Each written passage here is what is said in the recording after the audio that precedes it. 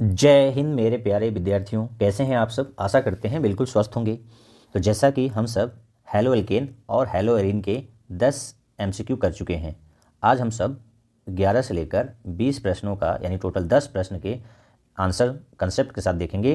तो चलिए स्टार्ट करते हैं। पहला प्रश्न आपकी स्क्रीन पर ये रहा। पहला प्रश्न क्या है, निम्नलिखित में से कौन सा विष डाइहैलाइड का उदाहरण है। विष डाइहैलाइड किसे कहते हैं, जिसमें दो हैलोजन दो अगल बगल कार्बन पर जुड़े हो। जैसे मैं 2 कार्बन बनाया और इसके साथ 2 हैलोजन, मान लीजिए क्लोरीन है, क्लोरीन दोनों अलग अलग कार्बन पर जुड़े हुए हैं, तो ऐसे संरचना को हम क्या बोलते हैं, विष डाइहैलाइड। हैलाइड में आप जानते हैं कि फ्लोराइड, क्लोराइड, ब्रोमाइड, आयोडाइड में से कोई भी हो सकता है। तो जब 2 कार्बन पर 2 हैलोजन जुड़े हो तो ऐसे को विष डाइहैलाइड का नाम देते हैं। ठीक है, तो इसमें देखिए कौन सा विष डाइहैलाइड का उदाहरण है, डाइक्लोरोमीथेन। तो एक ही कार्बन पर 2 क्लोरीन है तो ये हो नहीं सकता। दूसरा देखिए 1,2 डाइक्लोरोइथेन, इथेन का मतलब 2 कार्बन है, तो ये सेकंड ऑप्शन क्या हो जाएगा, करेक्ट। फिर भी तीसरा देख लीजिए, एथिलीडीन क्लोराइड, ये तो नहीं होगा, ये तो विनाइलिक है। और एलिल क्लोराइड ये भी नहीं है, तो ऑप्शन नंबर क्या हो जाएगा, सेकंड करेक्ट हो जाएगा।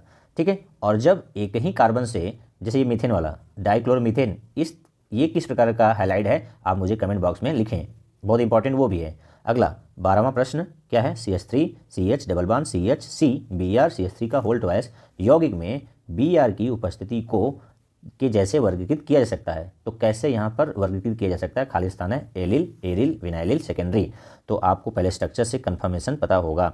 देखिए इसमें कितने कार्बन है, 1 2 3 4, और ये जो 2 कार्बन का CH3 का होल है ब्रांच में यानी साइड में होंगे।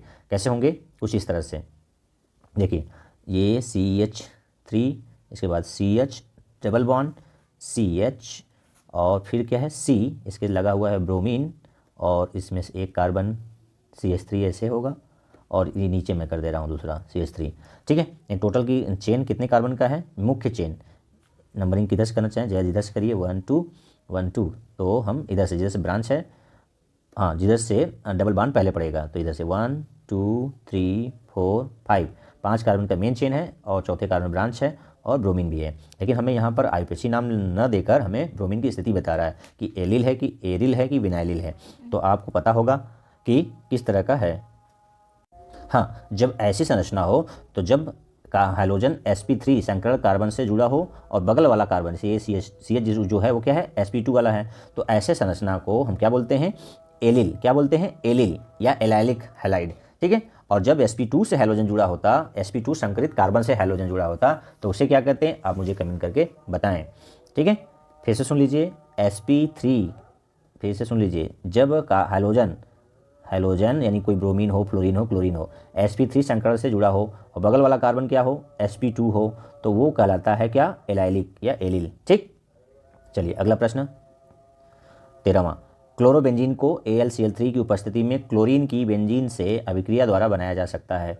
ठीक है, बनाया जा सकता है। आगे कह रहा है, इस अभिक्रिया में निम्नलिखित में से कौन सी स्पीसीज बेंजीन वलय पर आक्रमण करती है। तो आप क्लोरीनेशन पढ़े होंगे, तो उसमें कौन सा स्पीसीज बेंजीन रिंग पर अटैक करता है, यानी वलय मतलब बेंजीन रिंग पर। तो बेंजीन है ये, इस पर क्लोरीनेशन कराते हैं किसकी उपस्थिति में, AlCl3 या FeCl3 की उपस्थिति में। ठीक है, तो क्या बनता है, क्लोरोबेंजीन बनता है, कोई दिक्कत नहीं। तो यहाँ भाई पूछ रहा है कि जब क्लोरीनेशन कराते हैं तो इसमें जो क्लोरीन टूटता है किस तरह से, हेट्रोलिसिस होता है।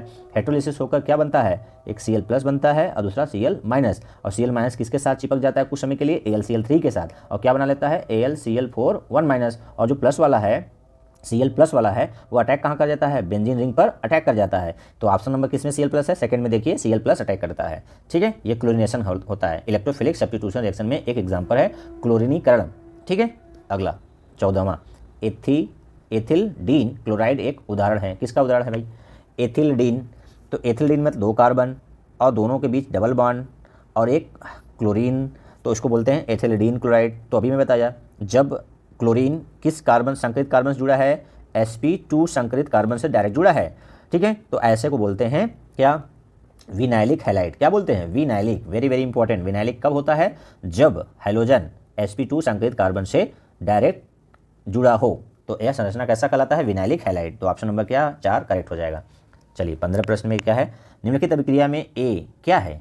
तो पहले अभिक्रिया देखिए, ये क्या है, एक यौगिक, इस यौगिक में HCl क्या हो रहा है, योग हो रहा है और यौगिक ए बना रहा है। तो यौगिक ए क्या है, तो ये जो यौगिक आप देख रहे हैं, इस यौगिक में मार्कोनी-काफ नियम अप्लाई हो रहा है कि एंटी मार्कोनी-काफ हो रहा है। तो जब तक कुछ यहाँ लिखा ना हो, एरो के ऊपर पेरोक्साइड या सनलाइट यूवी ना लिखा हो और ना तो पेरोक्साइड लिखा हो, तब तक हम मार्कोनी-काफ के हिसाब से जोड़ते हैं। और मार्कोनी-काफ के हिसाब से जोड़ेंगे तो इसमें से किस ऑप्शन में दिया है, देखिए हाइड्रोजन माइनस होगा और हाइड्रोजन प्लस होगा। तो धन कहाँ जुड़ेगा, जहाँ हाइड्रोजन संख्या अधिक होगी, और माइनस कहाँ जुड़ेगा, जहाँ हाइड्रोजन संख्या कम होगी। लेकिन इसमें आपको यहाँ पर देखिए ऐसे, यहाँ पर इसके हिसाब से मार्कोनी-काफ के हिसाब से तो ये आना चाहिए तीसरा, लेकिन ये तीसरा नहीं होगा। वजह क्या है यहाँ पर तीसरा ना होने का, क्योंकि Cl कहाँ जाएगा, जहाँ हाइड्रोजन संख्या कम है CH पर, और हाइड्रोजन कहाँ जाएगा CH2 पर। लेकिन उन दोनों में से यानी ये ऑप्शन इसके हिसाब मार्कोनी के हिसाब से तीसरा होना चाहिए, लेकिन तीसरा नहीं होगा। क्यों, इसका कारण क्या है, यहाँ पर क्या है, तीसरे कार्बन पर इधर से नंबरिंग करेंगे 1 2 और 3 पर करेंगे, तीसरे कार्बन में बेंजीन लगा है। और बेंजीन जब लगा हो तो वो जब कार्बोकैटायन बनता है, कार्बोकैटायन बनने के समय ये स्टेबलाइज प्रदान कर देता है, यानी स्टेबिलिटी ज़्यादा प्रदान करता है। ठीक है, इसके वजह से रीअरेंजमेंट यानी पुनर्व्यवस्थापन होता है। अब ये योगात्मक अभिक्रिया जो Cl दूसरे कार्बन में जुड़ रहा था, उस दूसरे कार्बन में जुड़कर तीसरे कार्बन में जुड़ेगा, अर्थात ये देगा, यह संरचना वाला यौगिक बनेगा चौथा। ठीक है, जबकि साधारण नियम के मार्कोनी-काफ के हिसाब से जाते तो तीसरा होता, लेकिन यहाँ पर साधारण नियम नहीं लग रहा है, यहाँ पर पुनर्व्यवस्थापन भी है। मार्कोनी-काफ तो है ही है, इसके साथ साथ कौन से रिएक्शन है इसमें, पुनर्व्यवस्थापन,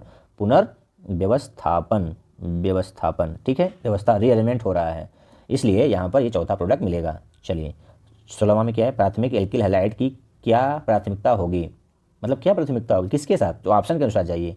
SN1 अभिक्रिया की प्राथमिकता होगी, SN2 की होगी, अल्फा निराकरण, रश्मिकरण।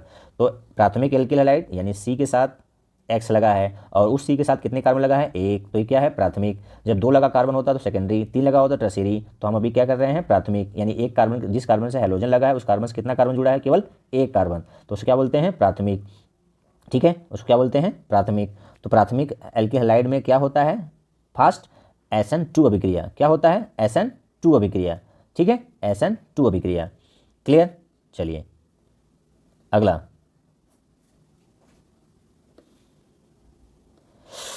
17वां देखिए, निम्नलिखित में से कौन सा एल्किल हैलाइड सर्वाधिक आसानी से SN1 क्रिया देगा, सर्वाधिक आसानी से।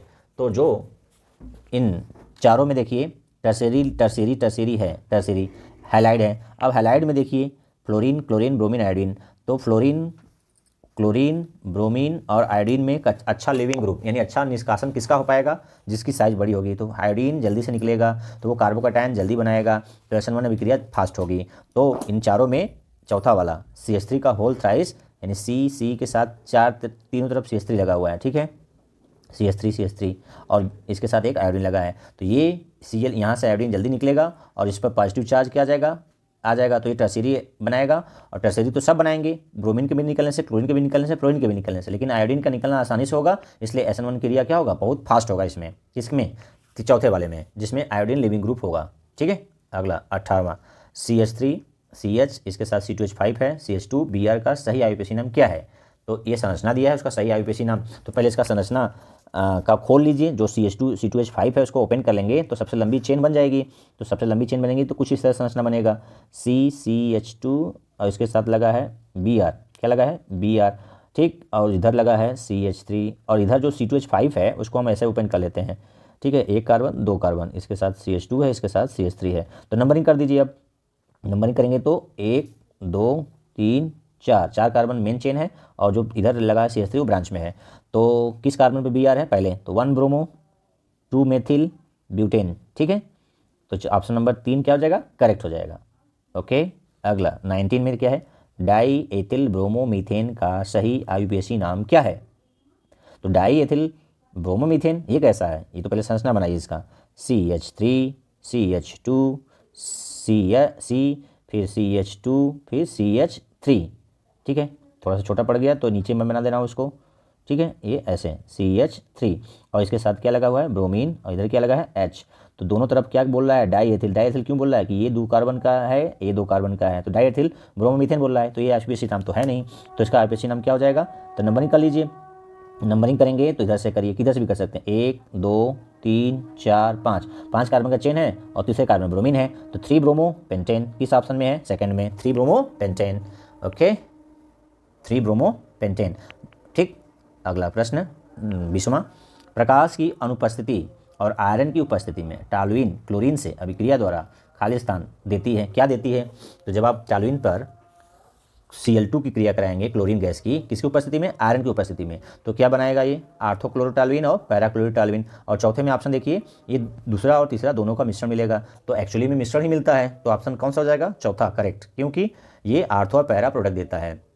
ठीक है। अच्छा, आप ये पहला जो ऑप्शन दिया है, ये किसकी उपस्थिति में ये देगा, आप मुझे कमेंट करके बताएं। ठीक है। तो वीडियो कैसा लगा, आप इनमें से कितने प्रश्नों का हल पहले से जानते थे, ये भी बता सकते हैं। अपने सुझाव कमेंट बॉक्स में लिख सकते हैं। तो आज के लिए इतना ही। जय हिंद, जय भारत।